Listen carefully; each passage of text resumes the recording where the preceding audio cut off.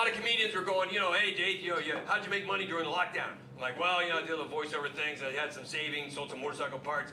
What'd you do? Well, I got my old job before I was doing before I got into comedy. I'm like, oh, that's kind of cool. Hey, Dave, why don't you take the job you had before you started doing comedy? No, I can't do that anymore. Oh, why not? You too old? No, that's not it. Why? Well, because the job I had before doing this was selling drugs. I'm not making this shit up. I really did. Statute of limitations. I can talk about it now. I sold cocaine. I sold a lot of cocaine. And I used to get it smuggled over from Canada, if you want to know the truth. It was brought across the border on snowmobiles. How fucking fitting is that? To my home state of Idaho. And the only thing you have to know about Idaho is one of those states that voted for Trump before Trump knew he was running for president. So I like Canadians. Canadians, you're cute people, your money's shit. To me, you're just Mexicans with sweaters. That's all you are. Canada's only job is to protect America from ICE. That's all you gotta do. We don't have a Scotland, Got out of selling drugs because obviously this was doing better, and also when you get involved in selling drugs, you get involved in situations where the next day you go, we should have fucking died. Case in point, I'll tell you this one story. I got a lot of them. I'll tell you this one because it's a quick one. I was living with this guy named Pat. Now, Pat, beautiful human being, but by American standards, he's an alcoholic. By your standards, he's just having a good time.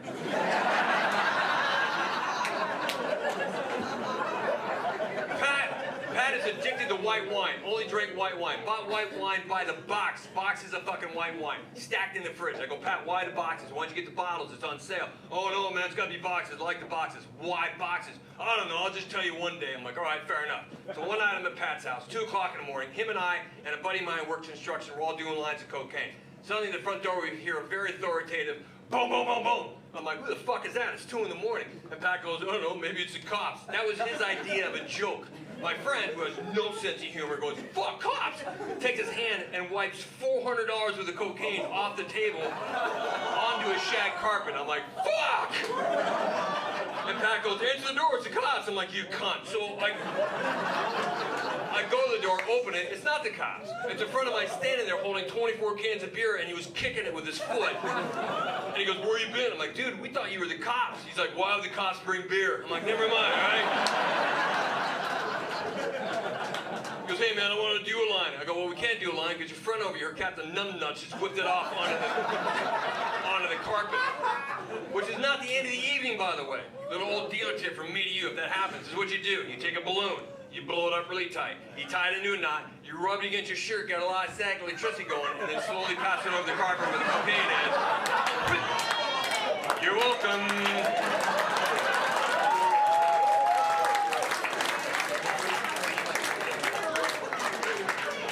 My friends were blown away like, holy shit, Dave's a wizard! I showed them how to do it. They ended up hoovering the whole front room. So we get most of the cocaine off the floor, scraped it back on the coffee table. It's mixed with cat hair, but fuck it, it's drugs, right? I was weirded out by that because we didn't have a cat. So we do a line. My friend goes, hey Pat, you should get a spy hole in the door so you know if the cops are coming. Pat goes, I have one, haven't had a chance to put it in. I look at my construction friends, goes, dude, go out to the car, get your drills and shit. Let's put a hole in the door right now. We'll put the spy hole in. And they're like, oh Dave, we can't do it. It's a metal door. We have wood drill bits. We can't use it for that. And I go, yeah, that's too bad. Oh, too bad. Right. We all do another line. And then I went, holy shit, I have a gun. I'll just shoot a hole in the door, and we'll use that hole for the spy hole.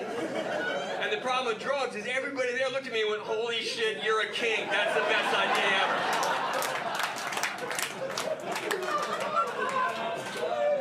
So I get my .45 caliber handgun out. I'm like, hey guys, this is going to happen. I'm going to shoot a hole in the door, put the spy hole in, wait for the cops. Pat's like, wait a minute, is the bullet going to go through the door? I'm like, well, yeah. You don't want a spy hole, it just lets you know what's inside the door. Then he opens up the door and goes, is it going to go through the house across the street? I'm like, yeah, probably. Can't do that one. So now we're like, oh, this sucks. Yeah, I want to shoot the gun. Yeah, me too. Yeah, yeah. And I'm standing on the porch and look down and see a bunch of logs there because we had a wood-burning fireplace. I go, hey, wait a minute, guys. All we have to do is just have you guys hold up a log on the other side of the door to catch the bullet. My friends are like, fuck, we'll do that. Yeah, all right. And Pat's like, no, you can't. The log's not going to stop a bullet. I go, yeah, it will. And he goes, well, prove it. I'm like, all right, fine. So I grab a log. I bring it into the house. I put it against the refrigerator. Then I get in the living room. I go, hey guys, this is going to happen. I'm going to shoot the log. Then I'm going to take the axe, which is another cool thing to play with late at night when you're drunk and high. And I'm going to chop up the log to find the bullet. If we find it, you're cool with that, then I'm going to turn and you guys are going to hold a log up on the other side of the door. I'm going to shoot the door. We'll put the spy hole in. And at that point, my two friends go, cool. And they get up and they stand on either side of the path that the bullet is about to travel. I'm like, guys, what's up? What are you doing? They're like, Dave, we're so high, your gear's that good. We're pretty sure we're gonna be able to see the bullet as it goes by. And I'm like, all right, don't blink. I'll count it down. All right, here we go. 3, 2, 1, bang! Now, a gun is a really loud thing, obviously, right? A gun shot inside a house is incredibly loud. But when you're drunk and high at 2 in the morning, it's not just a gunshot for fun. It's a switch that went off in everybody's head, and we realized we fucked up. So we went from, this is gonna be really cool, bang! We thought, oh my God, we should not have done this, holy shit. The cops are gonna come, we're all gonna be arrested, we're gonna be thrown in jail, we're gonna be raped, our lives are over. My two friends just ran out of the house. They freaked the fuck out, like it was the Olympics, but they're a little bit overweight, so it's more like Paralympics, right? So they...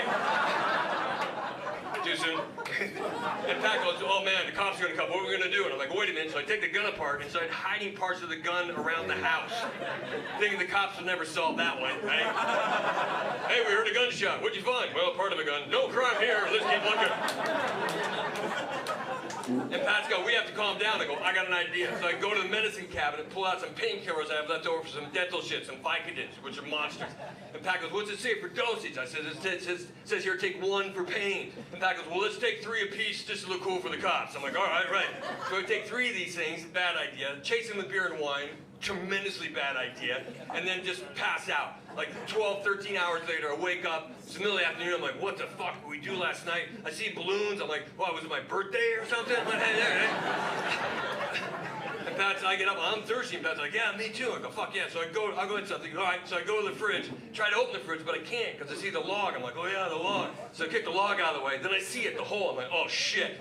And Pat yells out, what? I go, nothing, man, I got this. And I open the fridge, I go, oh, fuck. Pat goes, what? I go, dude, last night when I shot my gun, the bullet went through the log, through the refrigerator, and into one of your boxes of wine. And Pat goes, is there still wine in the box? I go, yeah. And he goes, and that's why I don't drink it out of a bottle.